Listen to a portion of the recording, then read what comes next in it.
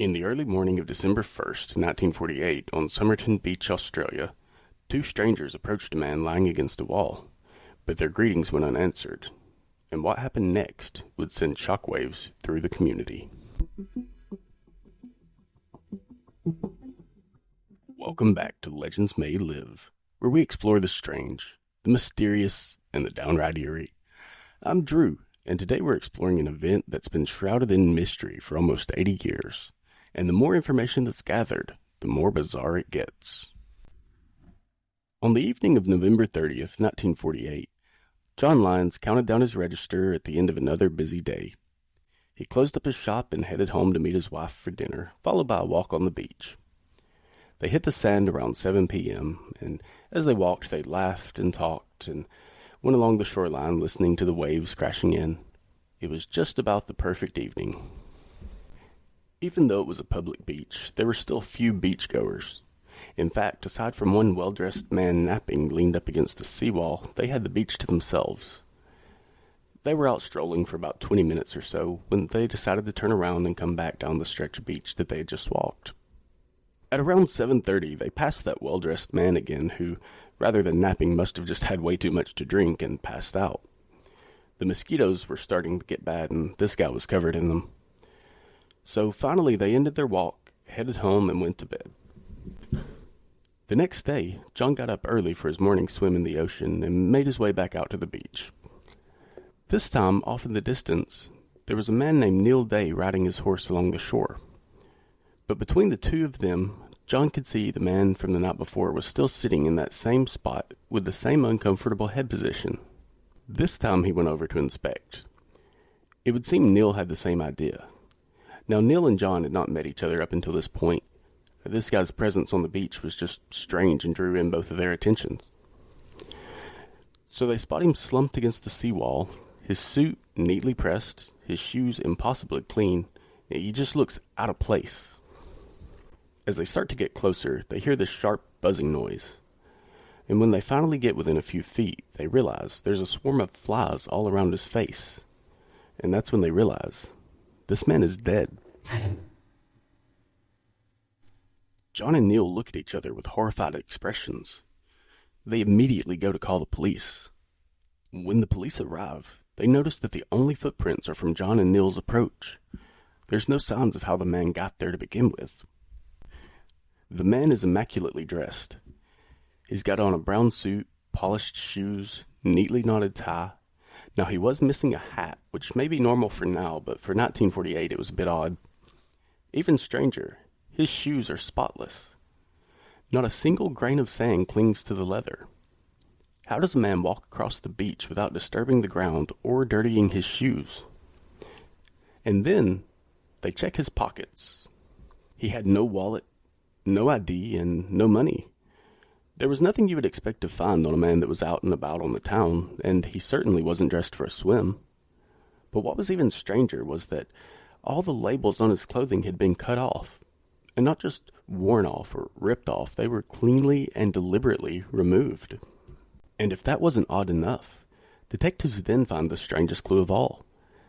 A tiny scrap of paper, buried deep in his fob pocket. It had two clean edges and two with frayed edges, as if it were deliberately torn out of something larger.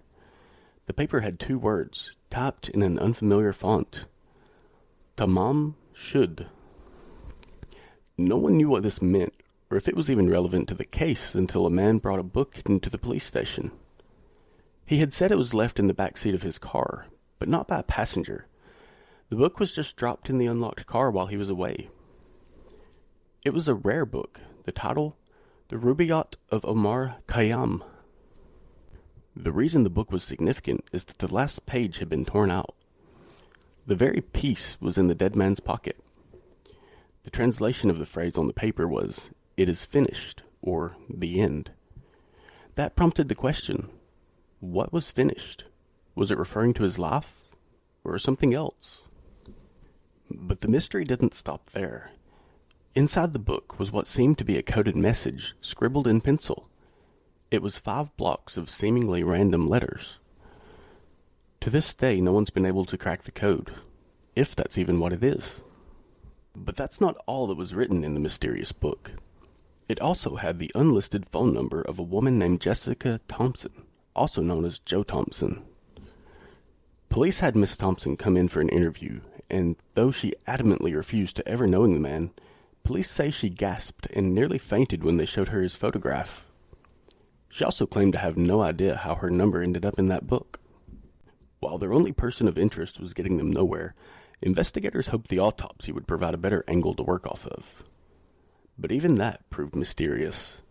There were no outward signs of injury or foul play of any sort.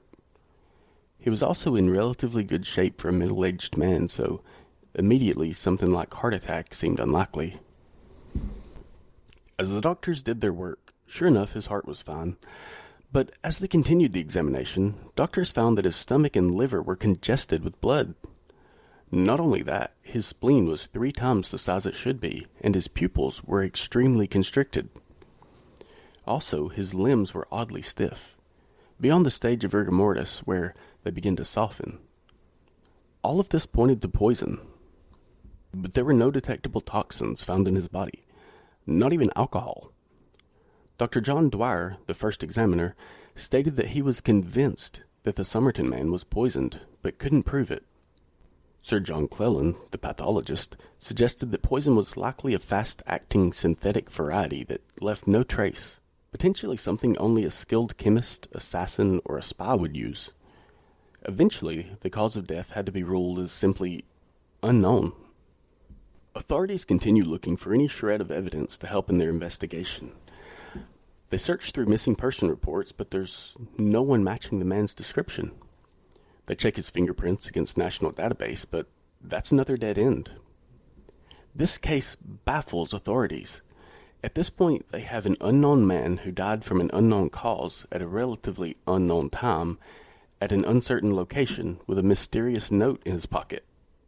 Finally, another piece of unusual evidence surfaces, but it's one that only serves to frustrate the police even more. An abandoned suitcase is found at Adelaide railway station. Inside of it, they found a few personal items. There were some clothes, a screwdriver, a stencil kit used for marking cargo, but again, all the tags were removed, just like his clothing. Was he a sailor, a spy, a smuggler? If the suitcase was his, why was it left at the station? The biggest thing this suitcase contained was more questions and no answers. It's not clear when it came to light, but later on it was found that Jessica, the woman whose number was scribbled inside the rare book, spoke fluent Russian, which some theorists believe linked her to the Cold War espionage. Could the Somerton man have somehow gotten mixed up in espionage? Some speculate that perhaps he formed a romantic relationship with Jessica Thompson, eventually even having a child together. The reason for this is that her son and the Somerton man share a unique ear structure which is only present in about 1% of the population. Not only that, they also both had hypodontia, or missing teeth. It's a genetic condition commonly passed down with families. But that was all circumstantial. There was never any definitive evidence found directly linking the man on the beach to Jessica. For years, theories swirled. Poison? Espionage? A secret affair gone wrong? Finally, in 2022, a small but important breakthrough came. Forensic experts were able to extract DNA from the man's remains, and a match is found. His name? Carl Webb, also known as Charles Webb, a Melbourne electrical engineer with no known links to espionage. But he also wasn't a missing person. Though he had vanished decades earlier, even years before he was found on that beach, his family never reported him gone. Charles did have a wife, though they had split up. Some accounts say that he was becoming violent and unstable, leading to their eventual separation. But it's difficult to say what really happened. And how did Charles wind up on a beach 750 kilometers away, immaculately dressed, with no tags, a mysterious note, and full of untraceable poison? That's it for today's episode of Legends May Live. What do you think? Was Carl Webb a spy killed by an assassin? Was he a lost lover coming to see someone one last time? Or was he simply a man who fell victim to something far bigger than himself? Let us know your theories, and if you enjoyed today's episode, be sure to like, subscribe, and send it to a friend who loves a good mystery. Until next time, keep your eyes open and keep a lookout, because it turns out legends may live.